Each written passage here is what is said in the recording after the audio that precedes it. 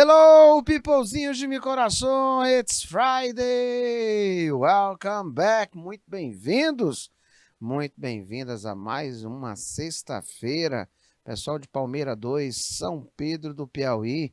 Olha que sexta-feira passada a participação aí foi maravilhosa. Ilustríssimo Santiago Portela, muito boa noite, obrigado aí pelas honrarias. Muito boa noite, meu ilustríssimo diretor. Vamos junto, trabalhando aí até as 22 horas e 30 minutos. Lembrando que o primeiro momento da nossa aula, ela é ao vivo, em real time, em tempo real. E depois nós vamos passar para aquele momento áureo gravado, até as 22 horas e 30 minutos, dando continuidade a conteúdo, né, que é o objeto do conhecimento.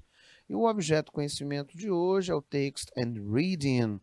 Dentro dessa perspectiva, nós vamos estar trabalhando os marcadores conversacionais. Dentre eles, aqueles que podem, inclusive, indicar quantidade, podem indicar intensidade, conectores, articuladores. E o intuito é identificar códigos, identificar o uso desses conectores, identificar esses organizadores temporais, os marcadores conversacionais. Tudo isso atrelando a teoria à resolução de questões e também aquela questão que fica para casa. Não esquece disso, tá? Dentro dessa temática, eu trouxe aqui primeiro para vocês verem esses meninos aqui que são muito utilizados, né? O much, many, little, few. Eles servem, entretanto, com uma certa cautela para indicar quantidades, né? Ele vai quantificar. Por que, professor, que eu tenho que ter uma certa cautela? Ora, porque não posso utilizá-los de qualquer forma. Ele tem casos especialíssimos a serem utilizados. Como assim? Vamos ver. Quando nós nos deparamos com many e much, eu já sei que eles são responsáveis por me dizer quantidades. E para atribuir essa quantidade, eu tenho que levar em consideração se o substantivo ele é countable, né, se ele é contável, ou uncountable, ou se ele é incontável. Isso porque o many ele é utilizado para substantivos contáveis e o much ele é utilizado para substantivos incontáveis. Sendo assim, você tem as formas que vão variar do singular para o plural, sendo utilizado o many, que significa muitos e muitas. E temos também o much, o muito e muita, tá? Que ele é utilizado justamente para situações em que eu não posso contabilizar. Entretanto, senhores, algumas situações acontecem na língua inglesa que no português eu posso contar e no inglês não. A exemplo, nós temos a palavra informação, que no inglês é information, e que eu, para poder contar, eu preciso de um complemento chamado de piece of. Tá? Então, se eu quero dizer eu preciso de duas informações, eu não posso simplesmente acrescentar o S na palavra information. Eu tenho que colocar, por um exemplo, two pieces of information. É como se você dissesse duas peças, dois pedaços, duas informações. Eu teria que utilizar essa expressão, esse complemento que eu deixei para você. Tá? E tem outros que também servem para ter essa mesma ideia. Então, eis aí um dos pequenos problemas, entraves, né, que eu consigo já visualizar de diferenciação da língua portuguesa. Só lembrando que é uma das, tá? Bora lá ver o how many. Bom, quando se fala de how many, você vai utilizá-lo para fazer perguntas, tá? E ele vem antes de substantivos contáveis no plural. O how many, ele vai significar quantos e quantas, tá? How many days did you spend in LA? Quantos dias você passou em Los Angeles? Observe que a palavra dia, ela é uma palavra que eu posso contar, então ela é contável, tá? Dias. E o how many significa quantos e quantas. Ele é utilizado antes de substantivos contáveis no plural, tá? Aqui você se depara com um auxiliar de passado, tá? Ó, olha aqui, ó, um auxiliar indicando que é passado simples. E o, ele é o pronome sujeito, tá? E o spend, que é o verbo passar, ele é o verbo principal, tá? E LA é o complemento. Quantos dias você passou em Los Angeles, né? Quantas semanas seria how many weeks? Quantos meses seria how many months? E assim sucessivamente, porque todos eles eu posso contabilizar, eu posso contar, tá? E professor, e só tem ele? Não. Nós ainda vamos constituir a palavra much. O much, ele é utilizado com substantivos incontáveis e no significado nós temos muito e muita. She put much water in the jar. Ela colocou muita água na jarra. É importante que se diga que quando eu quero quantificar, não é? Demonstrar que há uma quantidade de um substantivo que eu não posso contar, eu utilizo esse much. O how much, você vai perguntar pela quantidade de algo incontável, né? Você vai perguntar how much, que significa quanto, tá? Ou quanta. E o much, que significa muito ou muita. Observe que a água eu não posso contar. 2 águas, 3 águas, 4 águas. Se assim eu fizer, eu vou estar me referindo ao objeto que está comportando esta água, como por exemplo 1 litro, um copinho, uma jarra, que no caso aí foi falado, né? Mas ele falou da quantidade do líquido. Lembrando que esse é um tipo de situação abstrata que eu preciso de uma unidade de peso e medida, né? Por um exemplo, a própria palavra money. Money significa dinheiro. Se você analisar, o que contamos é a unidade monetária, mas a palavra dinheiro eu não tenho como contabilizar, tá? How much money do you need to? Quanto de dinheiro você precisa? Por que eu usei how much? Porque o dinheiro eu tenho que ter uma unidade monetária para eu poder contabilizar. Senão você vai dizer um dinheiro, 2 dinheiro, 3 dinheiro, 4 dinheiro, e obviamente isso não iria o que funcionar, tá bom? Então olha aqui o que é que nós ainda temos. Para perguntar a quantidade de algo incontável, você utiliza o how much, como nós fizemos com a palavra dinheiro, como estamos fazendo aqui com a palavra time, que quer dizer tempo, né? How much time do we need to get there? Quanto tempo precisamos para chegar lá? Esse quanto aqui, ele é feito com aquela expressão lá que nós estamos falando, tá? O how much. E o tempo, eu preciso de uma unidade para poder dimensurá-lo. Horas, minutos, segundos e assim sucessivamente. A expressão how much, ela também é utilizada para perguntar o valor, quando a gente quer dizer quanto custa. Por um exemplo, how much is it? Quanto custa isso? How much is that jacket? Quanto é aquela jaqueta? E aqui entra uma dica, né? Se eu olhei o substantivo e eu não tenho noção se ele é contável ou incontável, você se depara com o a lot of, porque o a lot of, ele pode substituir tanto a palavra many como a palavra much, tá? Então, resumidamente, o que é que nós vamos ter?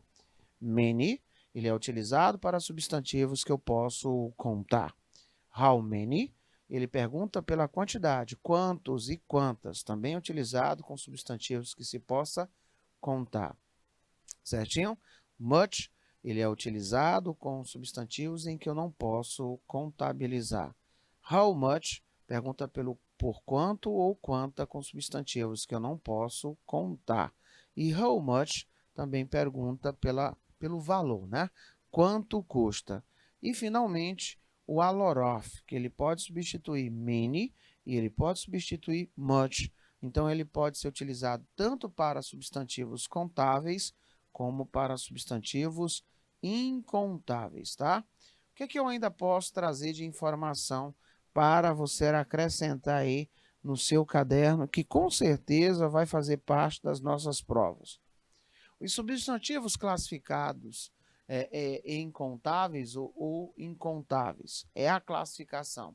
Essa noção daquilo que pode ser quantificado ou não, ela varia de língua para língua, como nós vimos com a palavra informação. Então, você vai botar a palavra informação, você vai agora anotar a palavra recreation, que é recriação. Essa palavra, gente, ela é incontável, por isso ela não pode ser terminada em S, tá?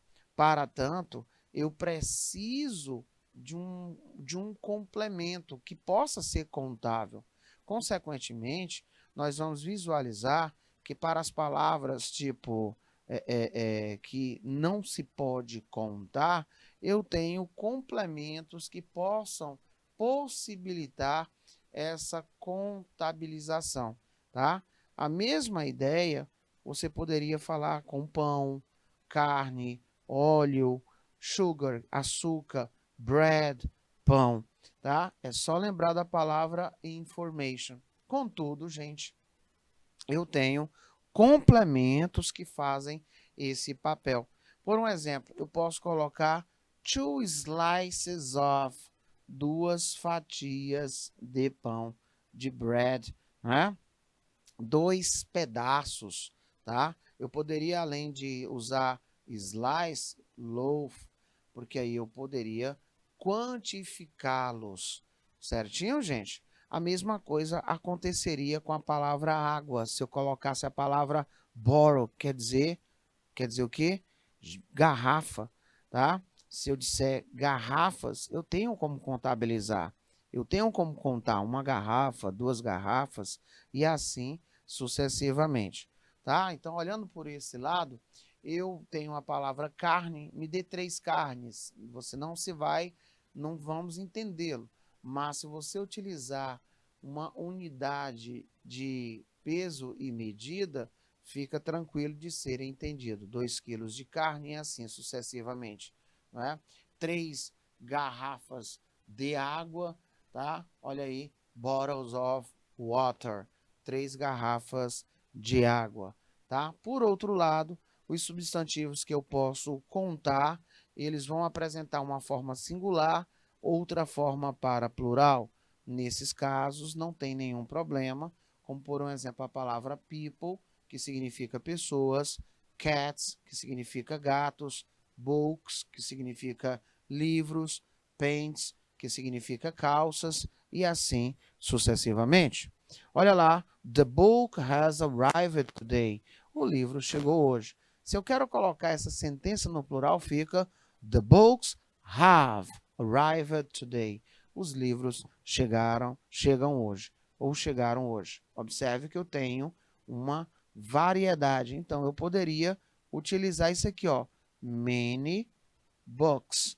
Muitos livros. Por que caberia esse many aí?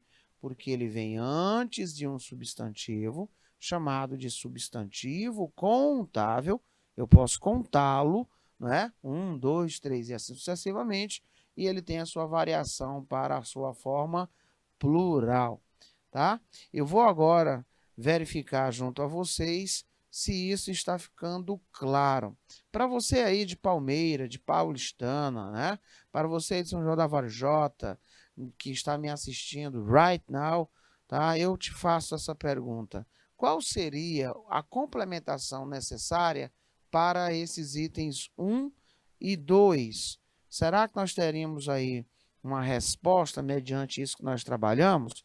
Vamos tentar ver se vocês conseguem responder isso com segurança, tá? Para onde eu deveria olhar, professor? Você vai olhar para o termo que vem depois, tá? E o termo que vem depois, você vai lembrar desses itens que nós terminamos de falar aqui. Eles correspondem àqueles que eu posso contar e àqueles que eu não posso contar. Vamos lá, o primeiro. Tá? Se eu estou trabalhando com potatoes, eu estou trabalhando com batatas. Eu posso contabilizar, né? Uma unidade, 2 unidades, né? Então, eu posso dizer, eu quero 4 batatas, eu quero 2 batatas, tem como contabilizarmos. Por conta disso, eu preciso da expressão que significa quantas, né? Ó, quantas batatas tá? Quantas batatas você precisa? Quantas batatas você precisa? Por isso que nós vamos ter como resposta a letra A. How many potatoes? How many potatoes do you need? Quantas batatas você precisa? Tá? Agora, o meu pai doesn't eat, tá? Eu estou querendo dizer que o meu pai, ele não come, e aí eu quero dizer que ele não come muita carne, tá? Ele não come muita carne, porque he likes vegetables. Ele gosta de legumes, ele gosta de legumes, tá? Então, o meu pai não come muita carne. Aquele muita, onde vem antes de meat, que é carne, eu sei que eu não posso contar carne, tá? Eu quero 2 carnes. Se você chegar assim e falar num açougue, né? O cidadão não vai te compreender. Se você disser, eu quero 3 carnes, ele também não vai entender, porque eu preciso de uma unidade de peso e medida. Me dê 4 quilos de carne. Ok, eu estou contando a pesagem, eu estou contando, né, a pesagem, eu não estou contando a carne, mas o peso que ela vai estar ali sendo contabilizado. Tá? Eu quero 5 quilos de carne. Por conta disso, eu tenho aqui much como resposta, né? Para dizer que my father doesn't eat much meat. Meu pai não come muita carne. He likes vegetables, né? Ele gosta de legumes. Pronto. E agora? Será que eu tenho como visualizar a resposta para os itens 3 e 4? Será que eu tenho como contabilizar a resposta para os itens 3 e 4? Tá? Por quê? Porque nesse lado aqui eu tenho a palavra ice cream. Ice cream quer dizer sorvete, tá? Desse outro aqui eu tenho a palavra sugar, que quer dizer açúcar. Açúcar, né? Eu tenho a palavra sorvete e tenho a palavra açúcar. O que é que as duas têm em comum? Eu não tenho como contar o sorvete. Eu preciso de uma unidade. Eu preciso fazer referência, por exemplo, ao recipiente. Olha, me dê 4 potes de sorvete. Por um exemplo, eu sei que ali no freezer só tem aqueles potes de X quilo, né? Então me dê 4 potes. Eu posso, porque eu vou contar os recipientes, e os recipientes, eles são contáveis, né? Garrafas, potes, xícaras, eu tenho como contabilizar. Mas o sorvete, só se eu for colocá-lo numa unidade de peso e medida. A mesma coisa acontece com a palavra sugar, que quer dizer açúcar, tá? Então, quando eu tenho que o meu irmão, ó, my brother, o meu irmão always ele sempre prefere sorvete para a sobremesa. Eu quero dizer que ele prefere um pouco de sorvete para a sobremesa, tá? Eu quero dizer que ele prefere muito sorvete para a sobremesa. Qual é o problema? O problema é que quando eu aplico o N, ele tem que estar em frases interrogativas ou negativas. Esse aqui, ele é para um substantivo contável e ele significa poucos ou poucas. Também não dá certo. Many também é utilizado para o contável. Ele significa muitos e muitas. Também não serve. Então, restou apenas a palavra some, né? E aqui eu vou traduzi-lo como um pouco de. My brother always prefer some ice cream for dessert. Né? O meu irmão, ele sempre prefere um pouco de sorvete para a sobremesa. No item 4, we haven't got sugar. Se você analisar, eu tenho uma forma negativa. Então, eu estou dizendo que nós não temos nenhum pouco de açúcar. Sendo negativo, não posso utilizar some. Eu tenho que utilizar N, tá? Eu tenho que utilizar N, porque na segunda parte da sentença, ele disse assim, can you go to the shops to buy, tá? Você pode ir à mercearia comprar um pouco, tá? Você pode ir na mercearia comprar um pouco, por isso que nós temos como resposta some, tá? Você pode ir na mercearia comprar um pouco. Professor, isso aí é meio que pegadinha, né? Sabe por que que acontece? Normalmente os alunos lembram dele na qualidade de pronome indefinido, que foi aquela primeira parte que eu coloquei lá na letra A da terceira, tá? Que é esse primeiro item que nós estamos colocando aí na quarta. Eu estou dizendo que eu não tenho nenhum açúcar. Você poderia ir à mercearia comprar um pouco de quê? De açúcar. Por isso que nós vamos colocar aqui a letra B como resposta, tá? Na sequência, eu tenho uma dica muito legal. Too much e a lot. Qual é a diferença? A diferença é essa. Vamos lá. Se você quer dizer que ele gosta muito disso, num sentido bom, sem ser prejudicial, você vai utilizar esse a lot, né? Que quer dizer que ele gosta muito disso. E aí você está vendo que não é um gostar exagerado, que vai trazer prejuízo para essa pessoa, tá? Se você disser que he likes too much, normalmente, quando eu ouço esse too much, eu observo que é um excesso e que essa forma exagerada, ela não é tão boa, ela pode ser excessivamente ruim. Esse too much, ele dá esse ar de exagero, tá? Gravaram? Então, olha só, se eu digo a lot, eu estou dizendo que é algo benéfico. I have a lot of friends. Eu tenho muitos amigos, tá? Isso é uma coisa boa para quem está falando. A lot of, muito, muita, muitos e muitas. Entretanto, se você acha que essa quantidade de amigos, né, ele está tirando você do foco, está te atrapalhando de alguma maneira, eu iria dizer dessa forma. I have too many friends. Eu tenho amigos demais.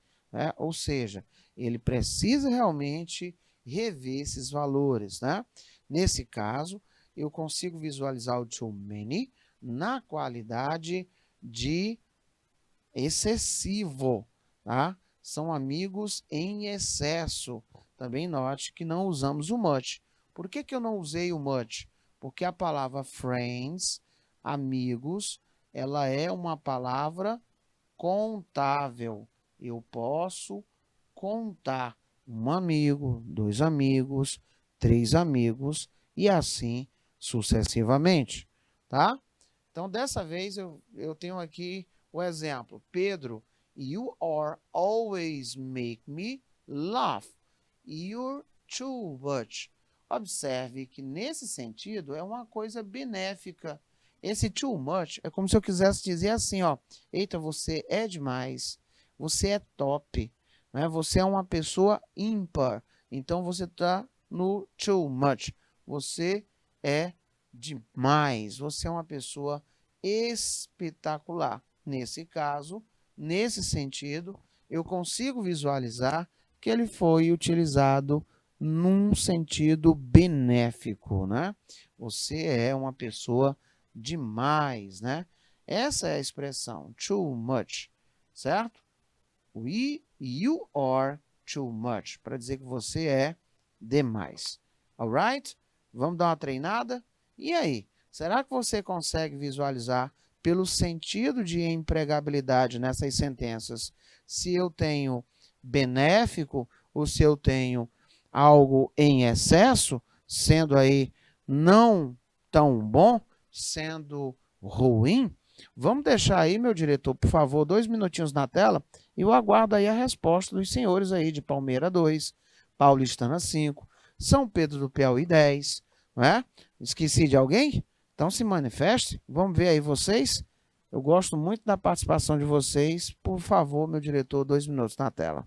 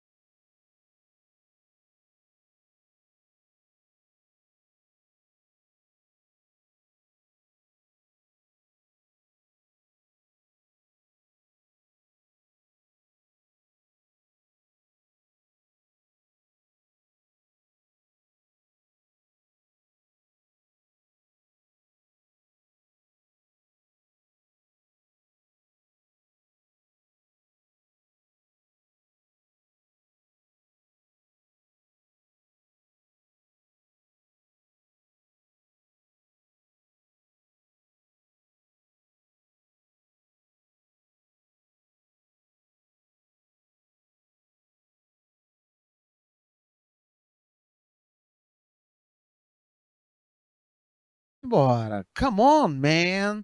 I'm gonna stay here. There are too many people there. Ô, cara, vamos lá, olha aqui, olha só. Né? Qual é, cara? Eu vou ficar aqui, tem gente demais lá. Nesse sentido, ele usou na qualidade ruim, ó. Quando ele disse assim, ó. Quando ele disse, eu vou ficar aqui, tá, ó. Essa parte aqui, ó. Eu vou ficar aqui. Porque ele disse assim, ó. Tem gente demais lá. Tá vendo, ó? Essa parte aqui, ó. Tem gente demais ver lá. Então, ele está dizendo que estava muito lotado. Ele quer ficar nesse lugar, São Pedro, por ter menos pessoas. né? No item 2, that's awesome. There are a lot of people at the party. Quando ele começou a sentença dizendo aqui, ó, que maravilha, tem muitas pessoas na festa, obviamente ele está dizendo algo bom. Isso é incrível, gente. Tem muita gente na festa, né? Um monte de gente na festa. I have too much homework tonight. É algo que está tirando o sono dele. Eu tenho muita tarefa, né? Ou seja, tarefa em demasia. E o item 4. My wife is always near me and I don't like that too much. A minha mulher, né, ela está sempre me enchendo a paciência, ela está sempre me provocando e eu não gosto muito disso. Então, nós temos aí somente o item 2 com a qualidade positiva. As demais são negativas. Como vocês podem notar, isso parte pelo sentido, né, de compreensão, de entendimento temático. Eu tenho que tomar essas devidas cautelas. Você já sabe me dizer o que é um gênero textual? Porque toda prova que se preze, ele vem em texto, não vem?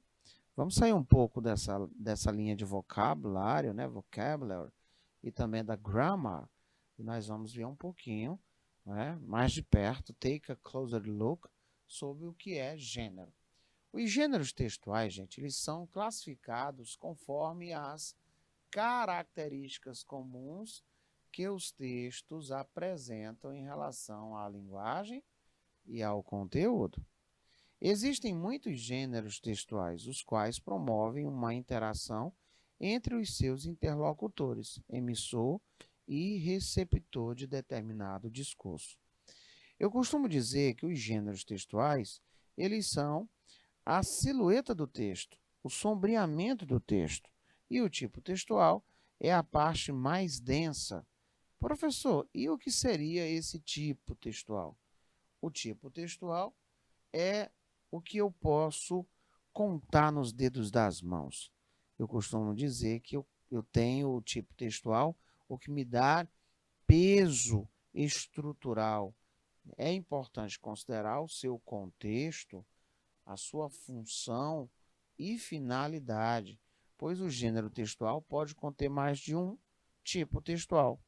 Vamos lá. Se eu quero fazer um bolo e não sei fazê-lo, eu preciso de um gênero textual que atenda essa minha necessidade comunicativa específica. Nesse caso, eu vou estar falando da receita, né? Recipe, ok? Da receita. A receita, eu sei que ali vem os ingredientes, tá? E isso é marcado pelo texto descritivo. Na sequência, eu tenho um conjunto de ações que vai me orientar a fazer essa receita, e aí chamado de modo de preparo. Esse modo de preparo é chamado de texto injuntivo, rico em forma imperativa, né? Você tem ali os verbos, né? Adicione 3 xícaras disso assim assim, né? Acrescente uma colher de chá disso assim assim. Acrescente 3 ovos, né? Na sequência bata até o ponto de neve, não é assim? Ele vai nos dando voz, comandos, porque a finalidade dele é nos orientar. Então, eu preciso dessa funcionalidade em específico, já sei que é uma receita. E dentro da receita, eu sei que tem os tipos descritivos e injuntivos, tá? São exemplos de gêneros. Vamos lá. Notícia, publicidade, receita culinária, menu de restaurante, bilhete, blog, charge, e-mail, cartaz, cartoon, tirinha, reportagem, biografia, poema, canção. Gente, por isso que eu digo, os gêneros textuais são muitos. Os tipos textuais, você consegue contabilizá-los nos dedos das mãos. Notícia, pois bem, nós sabemos que a notícia ela é um gênero jornalístico que apresenta como objetivo principal informar. Para tanto, trata-se de um texto que informativo, geralmente sem teor opinativo. Além disso, apresenta um acontecimento real, cuja a linguagem é clara e formal. Trata-se, portanto, de um texto informativo sobre um tema atual ou algum acontecimento real veiculada pelos principais meios de comunicação. Onde é que eu costumo ver isso? Jornais, revistas, não é? Meios televisivos, rádio, internet e etc. Por esse motivo, as notícias possuem teor informativo e podem ser textos descritivos, tá? Descritivos e narrativos ao mesmo tempo. Isso, pois, você tem tempo, espaço e personagem, né? Quando eu vou ter uma notícia, quando eu vou narrar, eu tenho que descrever os fatos para deixar mais credível, dar mais credibilidade. Por um exemplo, como características eu tenho texto de cunho informativo, textos descritivos e ou narrativos, textos relativamente curtos, veiculados nos meios de comunicação, linguagem clara, objetiva, formal, textos que normalmente apresentam título principal e às vezes um auxiliar, textos em terceira pessoa, porque marca a impessoalidade, discurso indireto, fatos reais, atuais, cotidianos, tá? E isso é o que nós estamos habituados a ver todos os dias, na televisão, na internet, nos nossos aplicativos, né? Onde você, às vezes, está ali no ônibus, em casa, tá? Na casa de alguém, você consegue visualizar, né, muitas notícias ao mesmo tempo. Olha aí a prova, né? Será que eu tenho aí palavras que vão me ajudar? Será que eu tenho palavras que eu costumo dizer que são transparentes ou palavras cognatas? Professor, o que seriam essas palavras cognatas? Vamos lá. São aquelas palavras que vão possuir uma grafia semelhante ou vagamente semelhante ou até mesmo igual à língua portuguesa, mas tem a mesma tradução. É importante que você diga que tem que ter a mesma tradução. Certinho? Aí nós vamos ver agora aí. Como eu tenho um texto informativo, eu sei que esse texto, ele se preocupa em repassar essa informação da maneira mais credível possível. Então, ele vai trazer dados, ele vai trazer uma linguagem clara, ele vai trazer uma informação concisa e direta. Será que eu consigo visualizar, por um exemplo, palavras que têm uma grafia parecida com a nossa? É só o que nós temos aqui. Por exemplo, a palavra cientistas, né? A palavra risco, a palavra astronautas. Essa eu consigo visualizar, o DNA. Palavra espaço, tá? Eu tenho aqui, novamente, DNA. Eu tenho a palavra espaço, DNA, mutações, tá? Risco, espaço e câncer, né? Os cientistas, né, eles visualizaram 14 astronautas da NASA, né, que tomaram parte do programa de lançamento ao espaço entre os anos de 1998 e 2001. Os astronautas, olha, cederam samples, né? Amostragem de blood, sangue, 10 dias antes deles irem diretamente para o espaço. E 3 dias após o retorno, à Terra. O blood, o sangue, ele ficou frozen, congelado, não é? Há pelo menos 20 anos. Tudo bem? E aí o professor, nível universitário, ele disse que os astronautas, eles trabalham, olha, em environment, extreme environment, um meio extremamente o quê? É extremo, né? Onde muitos fatores podem resultar em mutações. Ele acrescentou a radiação espacial, né? Ele disse, então, que há risco de mutações que podem desenvolver. Olha aí o conjunto de palavras que me dão um norte, né? Eles vão me dar um norte no trabalho. Aí continua, tá? Ó, professor, futuro, espaço, tá? Importante. Então, o professor disse, his study, o estudo dele, a pesquisa dele, could be, podia ser, né? Importante para o futuro da space travel, ou seja, da viagem espacial, né? In particular, several nations, várias nações, are working on, né? Estão trabalhando em enviar astronautas to Mars, para Marte, tá? Other countries, outros países, estão se preparando para build, né? Construir bases lunares. Há também uma corrida das companhias comerciais no que se tange aos negócios do turismo espacial, tá?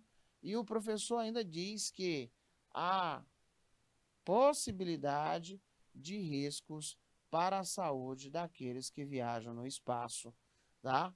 E também daqueles que se predispõem a explorar o espaço sideral, né? O espaço deep space, certinho? Ficou curioso? Eu vou trazer mais informações sobre esse texto. É um texto agora recente, né? Saiu essa semana, falando sobre esses estudos, até mesmo porque Estados Unidos está prestes a lançar, né, pessoas novamente à Lua, e isso já estava com 50 anos. Mas vai ficar aí para você acompanhar na aula gravada.